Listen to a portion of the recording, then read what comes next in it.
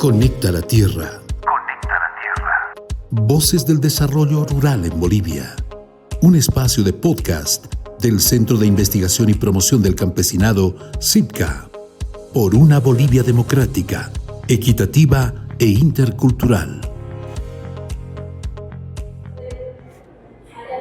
Muy buenas tardes, queremos darles la bienvenida a todos los que nos siguen. Este es el podcast que se denomina Conecta la Tierra, Voces del Desarrollo Rural en Bolivia. Estamos en un segundo ciclo de este podcast. El año pasado habíamos abordado temáticas vinculadas con el ambiente, con el medio ambiente, la contaminación, los procesos productivos que ocurren en las comunidades campesinas e indígenas. Pero en esta oportunidad iniciamos un nuevo ciclo para poder abordar temáticas vinculadas con los pueblos indígenas especialmente, pero también haciendo una rememoranza a lo que son estos 200 años del Bicentenario como tal. Hoy día vamos a conversar con Augusto Yáñez. Augusto es sociólogo y actualmente trabaja en el Centro de Investigación y Promoción del Campesinado, abordando temáticas vinculadas con las naciones indígenas y pueblos originarios. También aborda temas sobre la problemática de género y bueno, todo lo que incumbe a este entorno temático y problemático. El podcast de hoy día lo hemos denominado Las naciones y pueblos indígenas, originario, campesinos y el Bicentenario. Bienvenido, Augusto. Nuevamente estamos conversando contigo en este podcast. ¿Qué tal, Mario? Buenas tardes y buenas tardes a todas y todos quienes nos siguen por las redes. Estamos esta tarde para conversar un poco y generar algunas otras reflexiones sobre un tema tan fundamental para nuestro país, ¿no? Y nuestro estado, que hace algunos años se ha denominado como Estado plurinacional, ¿no? Y justamente todo ese proceso es el que va a explicar por qué en la actualidad nos llamamos de esa manera, ¿no? Los 200 años de Bolivia, en un momento primero republicano y posteriormente el Estado plurinacional hace pocos años atrás todavía, ¿no? Pero hay una serie de elementos, de debates que hay que considerar para entender todos esos procesos, ¿no? En un mediano y largo plazo. Sí, el Bicentenario no solo son los últimos 10, 20 o 30 años o 50 años, sino estamos hablando de 200 años desde el establecimiento de este territorio que se llama Bolivia. Nosotros estamos transmitiendo, eso quería comentarles, desde la Feria Internacional del Libro de La Paz. Este también es un espacio para debatir, para presentar temáticas vinculadas a la problemática nacional y en este caso con respecto al Bicentenario. Como bien decía Augusto, hay una trayectoria muy larga en cuanto a los pueblos indígenas, pero me gustaría que Augusto pudiera explicarnos por qué definimos o por qué los llamamos naciones y pueblos indígenas originarios campesinos. ¿Cuál es el concepto, la definición? ¿Por qué se llaman de esa manera y especialmente en el contexto boliviano? Sí, esto es resultado de un proceso muy interesante en el contexto que hemos vivido en la Asamblea Constituyente principalmente, pero que venía de años atrás ya, ¿no? En las demandas que se han ido presentando desde los pueblos indígenas en tierras bajas, sectores campesinos en tierras altas y en otros sectores la presencia de los ayllus y marcas, ¿no? Que tienen que ver con otro tipo de estructuras también de organización de estas poblaciones ancestrales y precolombinas, ¿no? Entonces, justamente eso nos ha llevado en su momento a las y los constituyentes a hacer un debate conceptual, podríamos llamarle, que respondía a todos estos procesos históricos, sociales, políticos y reivindicativos también de estos sectores poblacionales, ¿no?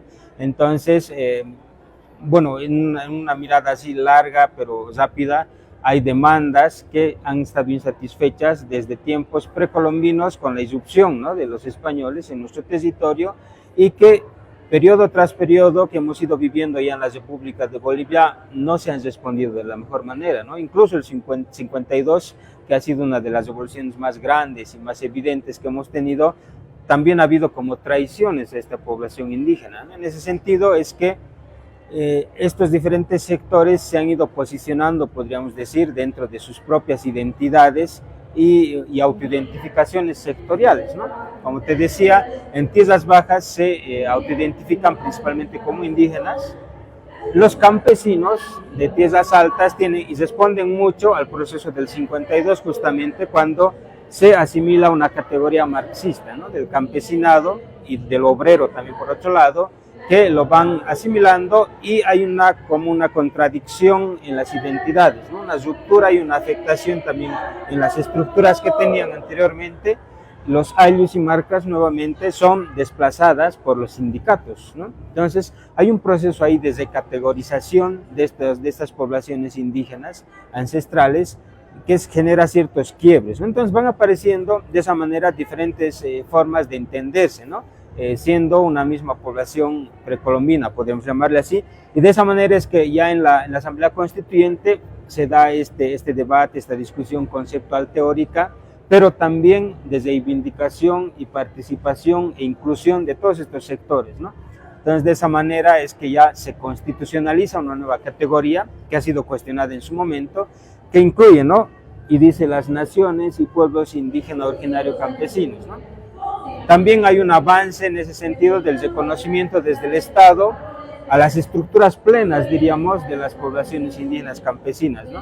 Anteriormente, diríamos, hasta los años 90, en esa mirada neoliberal de aquellos años, se había avanzado un poco desde el monoculturalismo que venía del 52, avanzamos hacia un multiculturalismo en los 90, ¿no?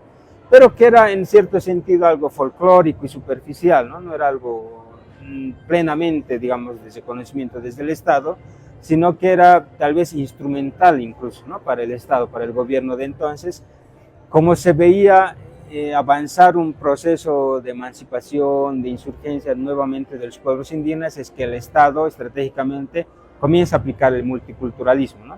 Y dice, nosotros reconocemos a los pueblos indígenas, campesinos de nuestro país, pero no era tan así, ¿no? Era más una estrategia política, podríamos llamar. Entonces, todo ese proceso va avanzando y desde la academia un poco y desde los propios pueblos va emergiendo la interculturalidad, ¿no? Que es un paso más adelante y que tiene que ver ya la interrelación entre los pueblos, incluidos la gente de las ciudades, ¿no? Entonces hay un avance a mirarnos de manera un poco más horizontal, los diálogos se generan justamente ahí, los diálogos interculturales, que vienen antecedidos también con la intraculturalidad, ¿no? Entonces tú como aymara, como quechua, como guaraní, en fin, te fortaleces, te reivindicas en un primer momento de manera intracultural, ¿no? Y luego de ese proceso ya sales a los diálogos interculturales a hablar cara a cara, ¿no? Frente a frente con cualquier otra cultura, ya sea urbana, rural, en fin. Entonces, de esa manera hay varios elementos que nos van a llevar que en la nueva Constitución se hable de las NPIOC, ¿no? NPIOC, que trata de incluir a todos estos sectores y poblaciones.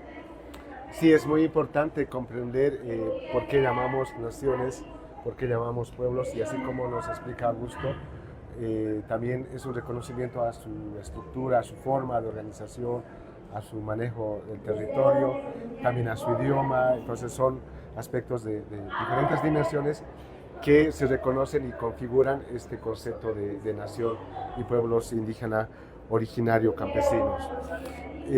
Augusto nos hace una referencia como ejemplo para conceptualizar desde la Revolución del 52 hasta ahora, porque en ese momento tal vez había una estructura mono-organizativa, digamos, ¿no? O sea, más la mirada de campesino como tal, pero después surgen las reivindicaciones como tal de los pueblos indígenas. Pero mirando esto del Bicentenario y la construcción o la configuración, digamos, histórica de Bolivia, ¿cuál es la importancia de la participación de estas naciones indígenas en este caso? ¿Cómo han aportado en la construcción, en la configuración de Bolivia como tal? Bueno, hay que considerar, creo, tal vez un poco demográficamente primero, ¿no? Es decir, el porcentaje de presencia indígena en nuestro territorio desde tiempos, primero precolombinos, porque obviamente todas y todos éramos indígenas, ¿no? En aquellos tiempos, seguro con otras categorías y perteneciendo a diferentes pueblos, pero el proceso colonial viene a irrumpir eso, ¿no? nuestros modelos de desarrollo son desplegados, nuestras creencias, nuestras religiones, en fin, todo eso, ese bagaje, las cosmovisiones y todo ello, la colonia viene y rompe, ¿no? Empieza a quebrar y se sobrepone, podríamos llamarlo así, incluyendo con el idioma que estamos hablando en este momento. Si no hubiera ocurrido eso, estaríamos quizá hablando en nuestros idiomas originarios de manera muy natural, ¿no? Entonces, hay todos esos elementos que han ido ocurriendo. Entonces, el tema demográfico poblacional, estamos hablando que Bolivia comienza a existir sobre esta población indígena, ¿no? Hay diferentes estudios como de Joseph Pentland, que hace el primer informe un poco estadístico y demográfico de nuestro país, donde lanza información, ¿no?, sobre cuánta gente hay indígena, la que la categoriza como negra, ¿no?, blanca, en fin, las categorías que se utilizaban en aquel entonces. Entonces ahí se muestra, ¿no?, la relación, diríamos, poblacional, que es obviamente mayoritaria indígena, ¿no? Entonces, sobre esa población, la propia independencia de Bolivia ha sido gran parte de las tropas, podríamos llamarlo así, ¿no? Cuando comienzan las luchas armadas de independentistas, conocemos a los diferentes libertadores que se les llama en nuestro país, pero si los investigamos un poco más, nos damos cuenta que son nomás blancos, hacendados, ¿no?, potentados económicamente, con ciertos apellidos que venían incluso de la colonia. Entonces hay casos bien emblemáticos y ahí mismo hay un cuestionamiento a Pedro Domingo Murillo, ¿no?, que en La Paz se lo valora mucho y que quizá hay que seguir discutiendo al respecto, que también era de estos sectores, ¿no?, potentados de aquel momento y que antes de la independencia era parte de los realistas, ¿no? Eso ya está demostrado por la historiografía, en fin, por las investigaciones. Y y contradictoriamente, estos personajes que ahora los consideramos los libertadores, eran esos individuos, ¿no? Pero ¿quién estaba por detrás? Justamente la población indígena, ¿no? Esa población es la que ha luchado en masa, en grandes números, para lograr estas victorias durante la independencia, ¿no? Además, podríamos ir un poco más atrás con el levantamiento de Túpac Katari y Bartolina Sisa, que pretendía posicionar otro modelo de país, ¿no? Y ahí aparece el planteamiento de las dos Bolivias, ¿no?, la Bolivia india y la Bolivia criolla mestiza, ¿no? Entonces, bueno, eso es otro debate que podemos hacer y conversar mucho, pero había proyectos desde la propia población india en su momento que lamentablemente no surgen, ¿no? Y se posiciona y sale triunfante la Bolivia criollo mestiza, en la cual estamos viviendo ahora y estamos celebrando el bicentenario, ¿no? Entonces, hay varios elementos, podríamos llamarlo, en los que aporta esta población indígena. Y a lo largo de los tiempos, ¿no?, hay diferentes hitos históricos que podríamos seguir analizando, como la Guerra Federal, ¿no?, de 1899, donde igual aparece otro líder como Zárate Vilca, con toda su gente, ¿no?, ya aquí en el altiplano. Nuevamente es un factor fundamental para que Pando logre la victoria y se traslade la sede de gobierno a La Paz, y en fin, ¿no?, y pues a toda esa movida sociopolítica, administrativa, ya entrando a un nuevo siglo, ¿no? Y el 52 mismo, ¿no? ¿Cómo se logra la revolución del 52? Justamente con grandes movimientos campesinos, obreros, ¿no? Pero ahí aparece Fausto Zeinaga, que cuestiona este movimiento y dice que estos obreros en realidad no son tales, ¿no?, sino que se han enajenado en su identidad india que está por detrás, ¿no? Entonces es la misma población india, según Zeinaga, que también está un poco luchando en el marco de la revolución del 52, ¿no? Y hasta la actualidad todavía seguimos discutiendo en lo que le llamamos también como el sujeto social histórico, ¿no? Estas personas, hombres y mujeres, que han estado presentes desde antes de la colonia hasta la actualidad, moviendo un poco las dinámicas sociopolíticas y económicas de nuestro país, ¿no? Sí, es importante llegar a esa comprensión y ese reconocimiento en la participación de las naciones indígenas en este proceso de la independencia de Bolivia, pero también en la construcción, en la configuración de lo que hoy día conocemos como Bolivia, ¿no? Su participación, como lo demuestra Augusto, ha sido en estos momentos históricos, pero yo entiendo que también es constante, ¿no? Es desde sus comunidades, esa relación, esa lucha que se genera contra el poder establecido en ese entonces, para llegar a esto que hoy día estamos conversando como un bicentenario del Estado Plurinacional de Bolivia como tal. Ahora, los pueblos y las naciones indígenas se mueven en su dimensión, como todo entorno social, en su dimensión económica, en su dimensión social, en su dimensión cultural. ¿Cómo ha hecho esto para poder, digamos, generar una identidad boliviana, ¿no? Desde esa concepción, ¿no? Si realmente esos aspectos que ellos tienen como naciones han aportado a la construcción de una identidad boliviana, pero también la pregunta sería, tal vez antes, si hay una identidad boliviana como tal en este escenario tan diverso, con diferentes naciones y pueblos que vivimos en este territorio, ¿no? A ver, cuando nosotros hablamos de identidad en las ciencias sociales, hay como formas de validar una identidad, ¿no? Desde la individual a la colectiva. Entonces, el primer paso es cómo tú te autoidentificas, ¿no? Entonces ya te encuentras tu identidad, hablando en términos étnicos, podemos decirlo. Pero el segundo paso ya de validación plena es cuando la comunidad te reconoce como tal, ¿no? Entonces, yo no podría decirme quizá que soy afro, ¿no? Porque ya, yo puedo decirlo, pero voy ante la comunidad y ellos no me reconocen, ¿no? Y ellas no me reconocen. Entonces, es un primer elemento, digamos, para cómo se va construyendo la identidad desde la individual hacia la colectiva, ¿no? Entonces, hay un debate interesante, creo, en nuestro país, que justamente explota ya en la Asamblea Constituyente también, que ha sido un espacio muy rico para este tipo de elementos, de discutir justamente sobre la identidad boliviana, ¿no? Que desde algunos sectores se plantea como el mestizaje, ¿no? Que en realidad no es una categoría muy válida para las sociedades, pero que se la maneja también desde algunos espacios, ¿no? En contracorriente van emergiendo las identidades indígenas, donde hay, digamos, los pueblos mayoritarios, que se los conoce como los quechuas y los aymaras, pero también los pueblos minoritarios, ¿no? Que son los otros 34, de los más conocidos que sabemos, ¿no? Las 36 naciones y pueblos que se dice, y de esas otras que vienen sobre todo de tierras bajas, ¿no? Y hay otras también que quedaron al margen de la Constitución, como los yamparas, los chichas, en fin, que ahorita en el marco un poco del último censo que hemos vivido, escuché de manera muy positiva que se está validando y se está reconociendo nuevamente, porque además se va a lanzar datos estadísticos de que están presentes, ¿no? En la actualidad y dentro del territorio boliviano. Pero bueno, entonces hay esta serie de identidades justamente que han sido una reacción ante procesos como el 52 que te decía, ¿no? Hace rato.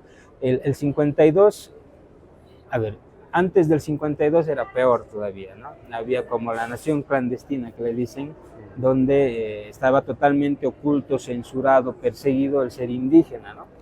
Y el tener otro tipo de identidades, hablar los idiomas originarios, en fin. Con el 52 un poco se abre ese paraguas y ya hay otras formas de mirar, pero entra el monoculturalismo, lamentablemente, ¿no? Vinculado al proyecto de Estado-Nación, que era el 52, con el MNS, estaba el monoculturalismo, ¿no? Pese a darle en un primer momento cierta apertura para que las organizaciones campesinas, obreras, mineras se floten, diríamos, en la palestra pública y política, hay por detrás una persecución a las identidades indígenas, ¿no? Que son otra categoría, ¿no? Las otras son marxistas, podríamos llamarlo, y estas son de clase, estas son más étnicas, ¿no? Entonces, hay una persecución a este lado y nuevamente el Estado vuelve a su rol antiguo, parecería, ¿no? De esa manera, entonces las identidades indígenas vuelven a replegarse y vuelven a ser clandestinas, pero seguían manteniéndose ahí por debajo de lo formal, podríamos llamar, desde tiempos de la colonia, ¿no? Que han ido resistiendo ahí en el subterráneo, ¿no? de lo que es Bolivia. Entonces han estado presentes y de esa manera ya en los años 60, 70 comienzan nuevamente a emerger en otro contexto, ya las dictaduras estamos viviendo ahí, pero comienzan a articularse además en representaciones políticas como los partidos, ¿no? Entonces aparece el Partido Indio, el MRTKL, ¿no? Entonces movimientos cataristas, indianistas, que van planteando además teorías, ¿no? Conceptos, teorías, marcos teóricos, en fin, que vinculado obviamente traen a la identidad por detrás, ¿no? Entonces vuelven a emerger en otro momento y ya eso dará paso en los 90 a una emergencia más fuerte aún y articulada además de lo que se llamó el Pacto de Unidad, ¿no? Entonces ya todos estos pueblos, además las tierras bajas salen con mucha fuerza, totalmente sobre la mesa se ponen para discutir, incluso traen en la propuesta de la Asamblea Constituyente y entonces las identidades ya totalmente visibilizadas indígenas, ¿no? Ya se deja de lado la censura, el cuestionamiento, la persecución al ser indígena, ¿no? Hay diferentes procesos de reivindicación y de esa manera es que las identidades comienzan a emerger, muchos nos volvemos a reconocer como indígenas, que antes teníamos conflictos identitarios posiblemente, y eso nos lleva justamente a entender el proceso ya constituyente, la Asamblea Constituyente y el Estado plurinacional, ¿no? Donde el Estado plenamente se conoce a todas esas estructuras que tienen todo su bagaje identitario por detrás, ¿no? Y ahora la identidad boliviana se mueve en medio de todas esas complejidades, ¿no? Como identidades más pequeñas, y siguen aún los debates todavía en otro tiempo en el que estamos viviendo, un tiempo plurinacional, de qué sería la identidad boliviana, ¿no? Entonces en las ciencias sociales hay mucho se discute esta identidad boliviana, pero no se puede entender esa identidad sin entender las identidades indígenas, originarias y campesinas, ¿no? Entonces, bueno, son debates un poco más amplios y complejos, pero podemos lanzar ese tipo de ideas, ¿no? En este escenario que estamos viviendo actualmente, electoral, se discute mucho este concepto de Estado plurinacional, ¿no? Algunos candidatos dan atisbos de pensar en una república, considerando esta diversidad de naciones, de identidades. ¿Cuál es conceptualmente el contraste que debería la sociedad entender entre un Estado plurinacional y frente a una república? Bueno, el 2001 el censo lanzó que éramos 62%, si no me equivoco, de población indígena, ¿no? El censo 2012 bajamos al 41%. Y el último censo todavía no conocemos, entiendo el dato exacto, pero va a ser interesante porque es un dato fundamental, creo, para este tipo de discusiones, ¿no? A ver, en el marco un poco que estamos viviendo político-electoral, es como un retroceso que se estaría pretendiendo, ¿no? Hemos pasado por diferentes momentos que hemos conversado hace un momento, que nos han llevado a entender y explicar el sentido del Estado plurinacional, ¿no? La República ha quedado ya obtusa, ¿no? Atrás. Hasta el 52 todavía, incluso en el 52 se cuestionaba, ¿no? La República y se trata de plantear el Estado-Nación, ¿no? Porque la República además tiene por detrás aires señoriales, aristocráticos, ¿no? que están en el siglo XVIII, XIX, ¿no? Entonces temas coloniales, en fin, hay hasta ese tipo de elementos, pero son avances que hemos tenido como pueblo, ¿no? Y yo creo que si se trataría de dar ese retroceso, habría una reacción nomás, ¿no? Desde las organizaciones y pueblos indígenas que han sido los actores fundamentales de que en la actualidad seamos un Estado plurinacional, ¿no? Es que no es así nomás de que somos Estado plurinacional, ¿no? Sino que responde a todos esos procesos que hemos ido hablando así muy rápidamente, pero además del reconocimiento que ha hecho el Estado boliviano y que el 2009 lo llama como una refundación del Estado boliviano justamente, basado en todo este reconocimiento a esta población excluida históricamente y que la justifica con una serie de argumentos, ¿no? Y es construida desde abajo además, ¿no?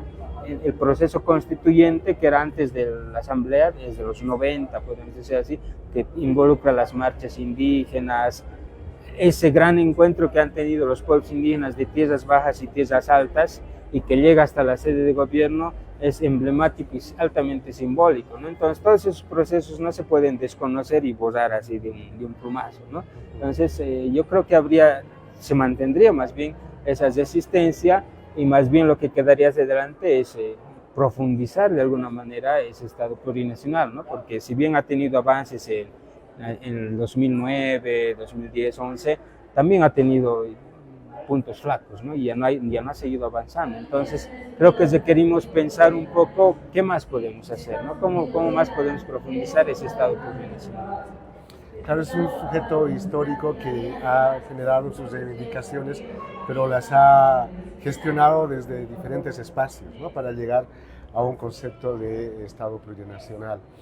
En ese trayecto, tú bien mencionabas que en algún momento emergen algunos partidos políticos indigenistas, pues de esta, digamos, concepción de la revalorización, del reconocimiento de las naciones indígenas. Pero pensando como al indígena un sujeto político, ¿cuáles serían la participación o el aporte que se ha dado para la construcción de este proceso, pero en ese escenario político? Tal vez mirando desde el 52 para ahora. A ver, había dicho que antes del 52 era la situación más compleja, ¿no? La nación clandestina, pero el 52 se incluye, ¿no?, a las poblaciones indígenas, pero hay el problema de la recategorización nuevamente, ¿no? Entonces, estos pueblos indígenas se los empieza a llamar campesinos, se sustituye el ayllu por el sindicato, entonces hay una afectación a sus propias estructuras e identidades ancestrales, ¿no? A otros se los convierte en obreros, ¿no? Igual los sindicatos ahí entran. Entonces hay un conflicto nomás de identidad que incluso dentro de las propias comunidades es latente, ¿no? Estaban discutiendo si era positivo, era negativo, qué podría traer hacia adelante. Pero bueno, ya se van politizando poco a poco, ¿no?, entrando al escenario, aunque desde mi punto de vista el 52 son nuevamente instrumentalizados, ¿no? Hay personajes del sector blanco mestizo, criollo mestizo, no sé cómo podríamos llamarle, que nuevamente se hacen del poder, ¿no? Y los pueblos indígenas quedan relegados nuevamente. Hay las políticas que se van aplicando en el 52 que afectan a estos pueblos indígenas, ¿no? La homogenización primero, que afecta a las identidades, la castellanización que se pretendía hacer afecta a los idiomas originarios, y justo eso va generando las reacciones, ¿no? La reforma agraria, que se distribuye grandes hectáreas en las tierras del oriente, beneficiando a algunos sectores minoritarios, y en esta parte de tierras altas afectando a pequeñas parcelas, ¿no?, llegando hasta el surcufundio, que es un problema de tierra en la actualidad, ¿no? Entonces hay ese tipo de situaciones que mantienen el malestar, podríamos decir, pero ya están politizados estos actores, ¿no?, y estas actoras. Obviamente la participación de las mujeres tiene que esperar un poco, ¿no? En la actualidad ya hemos avanzado mucho, creo, en ese sentido, pero hay todavía que avanzar unos pasos más, ¿no? Creo que justamente estos movimientos políticos son la respuesta a ese letargo, ¿no?, del 52, que debemos armar nuestro propio instrumento, ¿no?, político, que también Miguel Mas lo representa en su momento, pero en los años 60, 70 emergen este tipo de movimientos que eran radicales, ¿no?, mucho más que el movimiento al socialismo, quizá. Entonces el Partido Indio de Bolivia era muy radical en sus planteamientos, cuestionaba justamente las lógicas marxistas, al Estado nacionalista del 52, en fin, ¿no? Cuestiona al cholaje, que lo llama Fausto Reinaga también, ¿no? Y reivindica lo indio, ¿no?, como identidad propia de nuestros pueblos, y dice que hay que abolir en realidad el Estado blanco, ¿no? Entonces luego aparece el catarismo también, que maneja un poco los postulados de Tupac Katari, reivindica el movimiento de Katari de 1781, en fin, ¿no? Pero ya están armando sus propias estructuras de representación política, porque no se encontraban representadas en otras, ¿no?, que eran blanco-mestizas, que les decían en su momento, ¿no? Entonces, ese ha sido un poco el proceso que posiblemente ya de la figura más victoriosa que han tenido en la historia, podríamos llamar el movimiento al socialismo, ¿no?, que logra una victoria masiva, además rompiendo esquemas electorales de votación.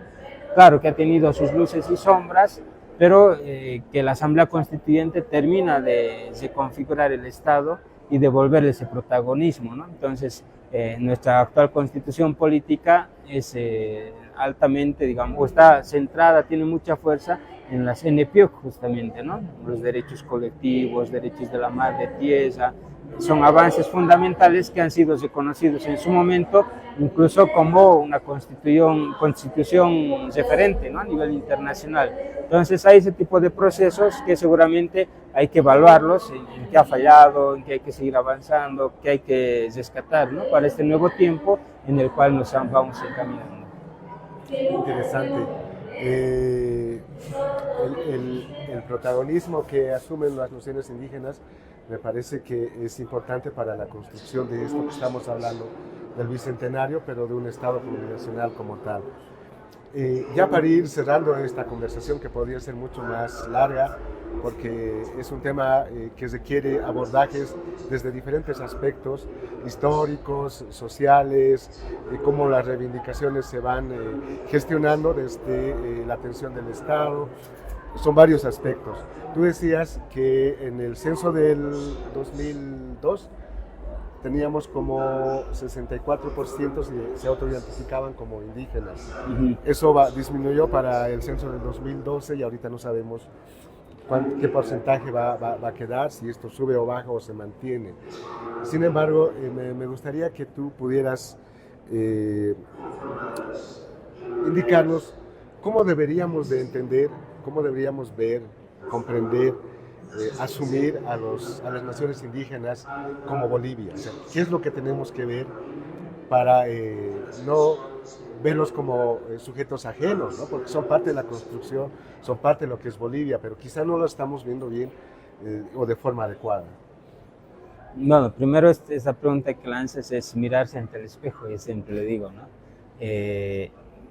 Dentro del trabajo que hacemos en el CIPCA y en otros espacios también, si nosotras viajamos por el territorio boliviano, vamos a ver quiénes somos, ¿no? Realmente nos vemos a los rostros y somos una población indígena, ¿no? Quien diga lo contrario está muy equivocado, ¿no? Bueno, obviamente hay casos muy aislados que posiblemente no son, ¿no?, indígenas, pero mayoritariamente lo somos, ¿no? Aunque los datos del censo digan lo contrario también, hay que hacer un proceso de introspección, quizá de ver nuestros ancestros, nuestras ancestras, antepasados, de dónde venimos, ¿no? Y seguramente ahí vamos a encontrarnos quiénes somos, ¿no?, nuestra identidad. Lamentablemente estamos viviendo, creo, un momento muy complejo vinculado a la revolución tecnológica, a las aplicaciones, a los dispositivos que vamos manejando, y las nuevas generaciones sobre todo, donde hay una amenaza de una identidad global, ¿no? Entonces tú ves permanentemente, por decirte, ¿no?, influencers de México, de Perú, de Estados Unidos. Entonces eso va quebrando con tus formas de identidad propia y local, ¿no?, y personal.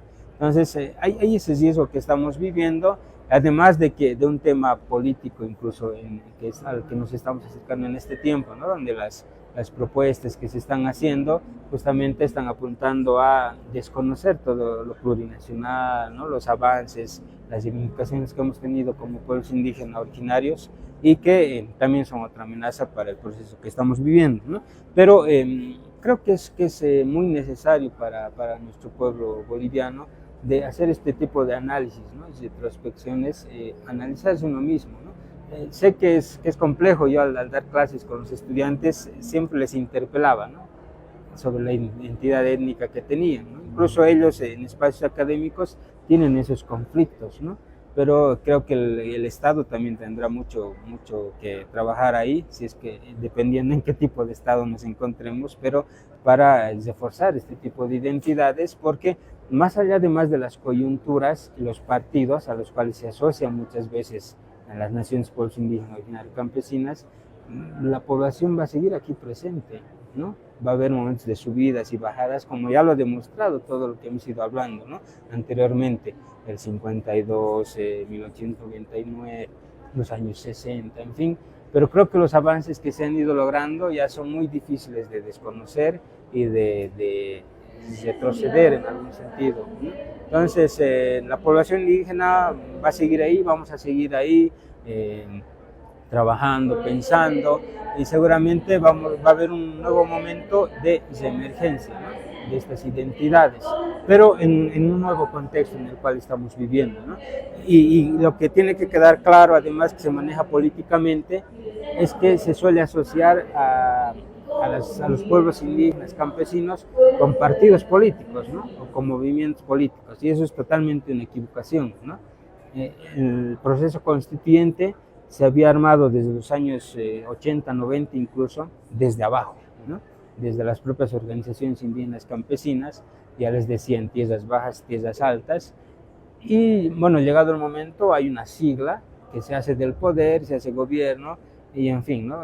Pero eso es parte del proceso, no es que un partido sea el sinónimo al proceso indígena campesino, ¿no? Entonces, eso creo que debería quedar claro, ¿no? Porque se suele distorsionar un poco la información y como la memoria es frágil, caemos, ¿no? En ese juego de engaños y podemos pensar que, por ejemplo, el MAS, ¿no? que es lo que se asocia directamente con lo campesino indígena, ser campesino indígena es ser masista, se dice, ¿no? Por ejemplo, entonces no.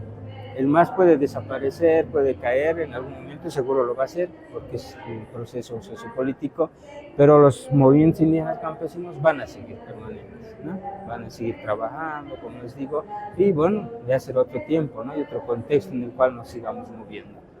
Exactamente. Creo que la explicación es muy clara de cómo desde la sociedad debemos de reconocernos, debemos de mirarnos al espejo, dice Augusto, pero esta conjunción de identidades, de naciones, hace lo que es Bolivia.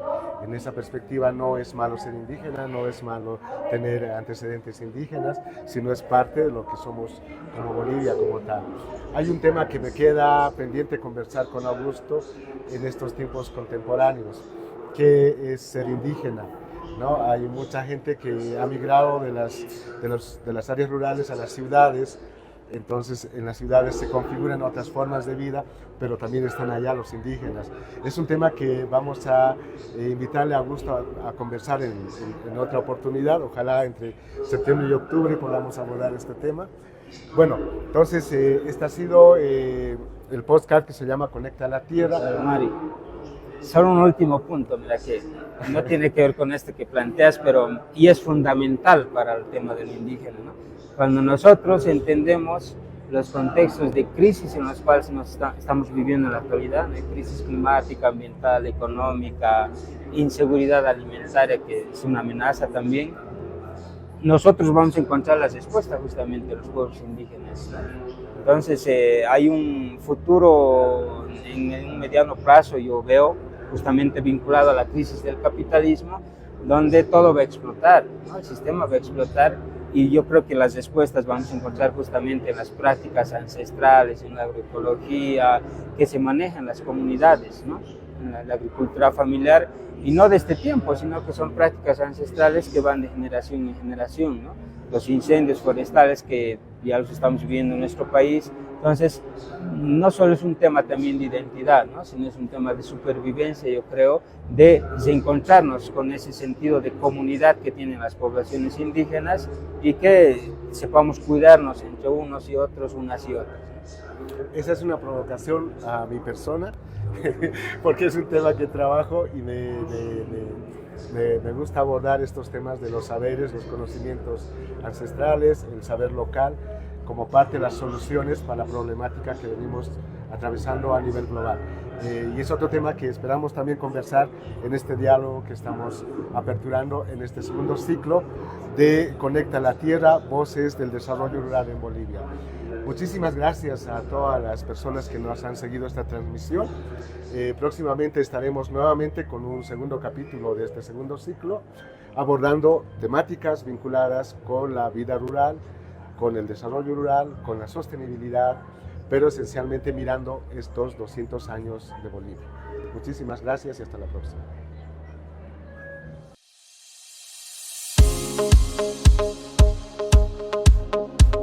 Conecta la Tierra. Conecta la Tierra. Voces del Desarrollo Rural en Bolivia. Un espacio de podcast del Centro de Investigación y Promoción del Campesinado, CIPCA. Por una Bolivia democrática, equitativa e intercultural.